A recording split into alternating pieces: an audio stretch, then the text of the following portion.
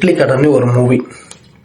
நம்ம தனுஷ் வந்து என்ன பண்ணியிருக்காப்புல அப்படின்னு பார்த்தீங்கன்னா, ஆக்டராக இருந்தாப்புல ஃபஸ்ட்டு. இப்போ அவர் வந்து டைரக்டர் ஆயிட்டாப்புல.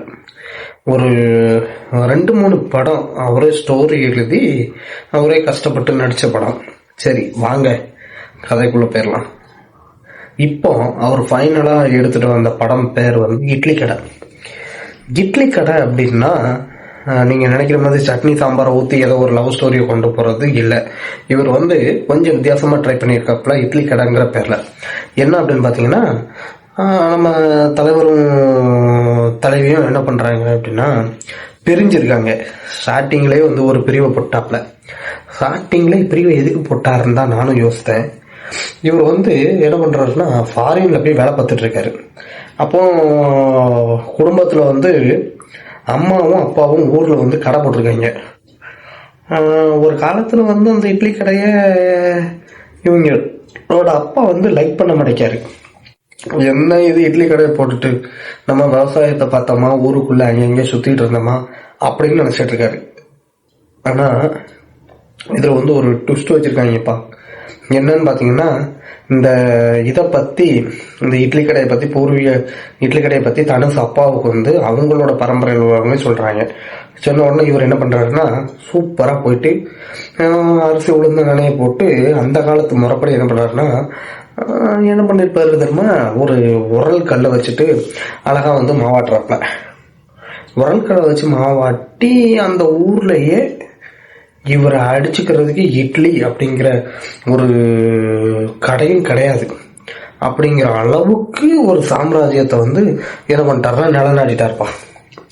சரி, இட்லி கடையில் வந்து அந்த அளவுக்கு கூட்டம் கூடுற அளவுக்கு இது வச்சு. ஸோ இப்போ வந்து மகன் என்ன பண்ணுறாரு அப்படின்னா ஃபாரினில் வேலை பார்த்துட்டு இருக்காரு. ஸோ அவரும் வந்து ஒரு ஹோட்டலில் தான் வேலை பார்க்குறாரு. ஸோ அந்த ஹோட்டலுக்கு ஓனராக வந்து சத்யராஜை வந்து போட்டிருக்காங்கப்பா. சத்யராஜா போட்டிருக்காங்க. சத்யராஜுக்கு வந்து ஒரு மக இருக்கா. ஸோ அந்த மகளுக்கு தனுஷை வந்து பிடிச்சி போயிருது. இவரும் தனுஷும் சரி இவன் வந்து கஷ்டப்பட்ட பையன் தானே, நம்ம லேபர் தானே அப்படின்னு சொல்லி பார்க்காம என்ன பண்ணுறாருன்னா, சரி ரைட்டு போயிடா, லவ் கிவ் பண்ணிட்டு போங்க அப்படின்னு சொல்லிட்டு ஒத்தைக்கு ஒரு மகளா என்ன பண்ணிடுறாருன்னா ஓகேன்றாரு. ஆனால் இங்கே தான் ஒரு பிரச்சனை இருக்கு. என்ன பிரச்சனைன்னு கேட்டீங்கன்னா, நம்ம தனுஷ் வந்து என்ன பண்ணுறாரு, அந்த ஒருத்தருக்கு ஒரு பிள்ளையை லவ் பண்ணுறாரா. ஆனால் இங்கே வில்லனா வந்து அருண் விஜயை போட்டிருக்காரு. அருண் விஜய்க்கு வந்து இந்த லவ்வே பிடிக்க மாட்டேங்கி. ஏன் தங்கச்சி லவ் பண்ணுறா, அதுவும் ஒரு வேலைக்காரன் எய்க்கு லவ் பண்ணுறா அப்படின்னு சொல்லிட்டு ஒரே சண்டை சச்சரவு பச்சை அப்படின்னு சொல்லி போய்கிட்டு இருக்கு கதகளம்.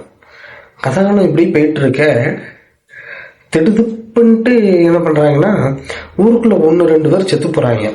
அந்த ஊரில் சாவை எடுக்கும் போகும்போது வெளியூரில் தங்கியிருக்கிற ஆட்கள் வந்து வரமாட்டேங்காங்க. அப்போ இதை வந்து அரசல் புரசலாக வந்து தனுஷுக்கு வந்து தெரிய வருது. தெரிய வர்ற தனுஷ் என்ன திங்க் பண்ணுறாருன்னா அவங்க வீட்டுக்கு ஃபோன் பண்ணி இந்த விஷயங்களை வந்து கேட்குறாரு.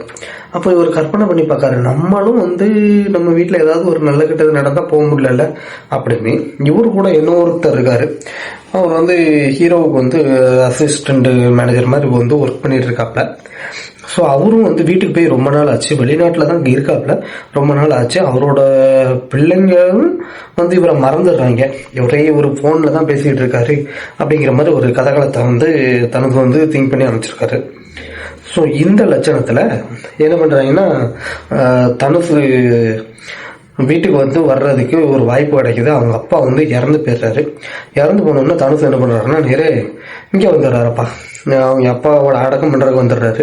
வந்துட்டு அவர் ஊருக்கு போகிறதுக்கு வந்து கிளம்புற டைமில் ஹீரோயின் வந்து என்ன சொல்கிறாங்கன்னா நாட்டுப்புற ஸ்டைலில் இருக்காங்க. இருந்துட்டு அவங்க சொல்கிறாங்க, அப்படியே நீ போயிருப்பா, இந்த சொந்தத்தெல்லாம் மூடி மறைச்சிட்டு போயிரு, உங்கள் ஐயா வந்து இது பண்ண அந்த கடையெல்லாம் விட்டுட்டு போயிரு அப்படின்னு சொல்லி சாடப்படையாக சொல்கிறாங்க. உடனே இவர் தனுஷுக்கு செம்மண் பற்றி செருப்பால் அடித்தாலும் போகாதுங்கிற மாதிரி, நீ சும்மா இருந்தாய், நான் போக தான் போகிறேன் அப்படிங்கிறாரு. அதுக்கப்புறம் நைட்டு அந்த வீட்டில் படுத்து கிடக்கும்போது பழைய ஞாபகம்லாம் வருது. அவங்க அப்பா கூப்பிட்ற மாதிரியே இருக்குது. அதுக்கப்புறம் அவரும் ஃபீல் பண்ணிட்டு பேசாமல் நம்ம ஏன் அந்த கடையை நடத்தக்கூடாதுன்னு சொல்லிட்டு நினைக்கிறாரு. சத்யராஜும் என்ன பண்றாருன்னா, சரி ஒத்தைக்கு ஒரு பிள்ளைக்கு கல்யாணம் வச்சிருக்கேன் அப்படின்னு சொல்லிட்டு இன்டர்நேஷனல் லெவல்ல பத்திரிக்கை வச்சுட்டு மாப்பிள்ளை வருவாருன்னு வெயிட் பண்ணிட்டு இருக்காரு. ஆனா மாப்பிள்ளை வந்து இந்த ஊரை விட்டு போறதுக்கு விருப்பம் இல்லாம இருக்காரு.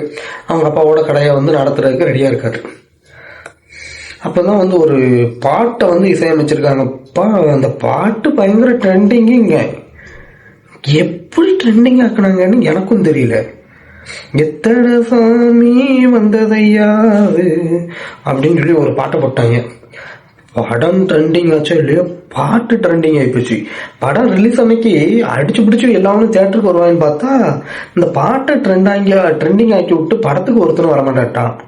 கடைசியில் என்ன பண்ணிட்டாங்க, தேட்டர் வாசல்ல இட்லி போட்டு பெரிய பெரிய இந்த அமலா பால் அந்த பால் இந்த பாலுன்ட்டு நடிகையெல்லாம் கொண்டு வந்து தேட்டருக்குள்ள விட்டு அருண் விஜயெல்லாம் தேட்டர்ல ஆட விட்டு ஒரு பப்ளிசிட்டி பண்ணி எப்படியோ படத்தை வந்து ஓட விட்டாங்க.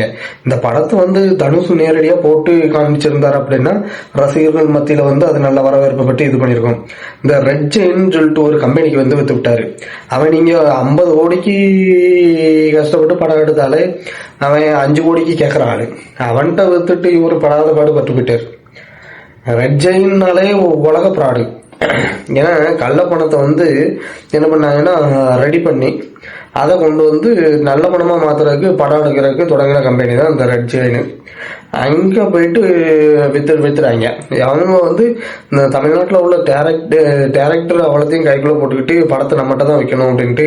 ஏன்னா இப்போ அவங்க ஆச்சு பார்த்தீங்களா, அதனால என்ன பண்ணிட்டாங்கன்னா வச்சுக்கிட்டாங்க. அடிமாடு ரேட்டுக்கு கேட்டு வாங்குவாங்க படத்தை. இதுல வந்து கள்ள பணத்தை நல்ல பணமாக்கி அந்த நல்ல பணத்தை வந்து அடிமாடு ரேட்டுகளுக்கு இந்த படத்தை வாங்கி கொள்ள லாபம் மேல சம்பாதிச்சு இப்ப தமிழ்நாட்டுல கிட்டத்தட்ட ஒரு 700 தலைமுறை அவங்க தலைமுறை வந்தாலும் வாழுற அளவுக்கு பல கோடி கணக்குல வந்து சொத்தை வச்சிருக்காங்க. அவ்வளோத்தையும் என்னத்தை கொண்டு போய் சாதிக்க போறாங்கன்னு தெரியல. அந்த கம்பெனில தனுசு இதை கொண்டு போய் வித்து விட்டாரு. வேற வழி இல்லை, தனுசால வந்து ரிலீஸும் பண்ண முடியாது. ஏன்னா இப்ப அவங்க ஆட்சியும் ஓடுது, காட்சியும் அவங்க காட்சி தான் ஓடுது. அதனால அடிமாட ரேட்டுக்கு அவர் வித்துட்டு சரி சம்பளம் கிடைச்சா போதும், எடுத்த படம் கிடைச்சா போதும்னு போயிட்டாரு. ஆக அந்த விளம்பரம் பண்ணி இந்த படத்துக்கு வந்து ஆளை சேர்த்துறாங்க. கதைன்னு பாத்தீங்கன்னா ஒரு 2 நிமிஷம் கதை தான். அதை வந்து அப்படியே செவ்வாய் இழுத்து கொண்டு போய் ஒரு 1.5 மணி நேரம் 1.25 மணி நேரம் எப்படியோ பார்க்க வச்சுட்டாங்க இட்லி போட்டு. கடைசியில இதுல இந்த பாட்டு வந்து பட்டையை கிளப்பிட்டு பாட்டு நல்லா இருக்கு. இந்த முதல்ல வந்து என்ன பண்ணாருன்னா தனுசு இந்த ஊரை விட்டு போகக்கூடாதுன்னு நினைச்சாரு. ஊருக்காரன் ஒருத்தனும் வந்து தனுசுக்கு சப்போர்ட்டும் பண்ணல. கடைசியில் அருண் விஜய் வந்து இவர் அடிச்ச உடனே எல்லாரும் கூட்டிட்டு என்னதான் இருந்தாலும் நம்ம ஊருக்காரன்ப்பா இப்படி வந்து போட்டு அடி வாங்குறானே சவுத்த உதவி செய்வோம் அப்படின்னு சொல்லிட்டு எல்லாரும் உதவி செய்றாங்க. ஒரு சம்மந்தமே இல்லாம ஒரு அருண் விஜயை கொண்டு வந்து ஊருக்குள்ள சண்டை போடுறாங்க. ஒரு இட்லி கடை வந்து அம்மன் ஜல்லிக்கு பெறாது ஒரு 4-5 கூரையை போட்டு அதுக்குள்ள வந்து இட்லி கடை வைக்கிறாங்க. இந்த இதுக்கு வந்து இன்டர்நேஷனல் லெவல்ல ஒரு ரவுடியை இறங்கி சண்டை போட விடுறாங்க. படம் என்னவோ மிஸ் மேட்சா தான் ஆகுது இந்த சண்டைக்கும் இதுக்கும். கடைசியில என்ன பண்றாங்கன்னா இதுக்குன்னு ஒரு வெட்டு சீனை வேற வச்சு கடைசியில வெட்டினவனையே கொண்டு வந்து என்ன பண்றாருன்னா அவர் கடையில வந்து மாவாட்ட விடுறாங்க. ஃபர்ஸ்ட் ஹீரோனையும் இருக்காங்க, செகண்ட் ஹீரோனையும் இருக்காங்க. 2 பேர்ல இவர் வந்து செகண்ட் ஹீரோனையும் கல்யாணம் பண்ணிக்கிற மாதிரி வந்து அந்த கதைகளத்தை கொண்டு போறாரு. ஆனா கல்யாணம் பண்ணல, ஆனா சேர்ந்து வாழ்றாரு. என்னத்தையோ போட்டு இட்லிக்கு இந்த உளுந்து இதை போட்டு ஆட்டுனது போல ஆட்டி எடுத்து படத்தை வந்து ஒப்பைத்து விட்டாங்க. ஆனா படம்னு பாத்தீங்கன்னா இந்த சிம்பிள் பட்ஜெட்டுக்கு இவர் போட்ட முதலீடு எடுத்துட்டாப்ல, தனத்தை போட்ட முதலீடு எடுத்துட்டாப்ல.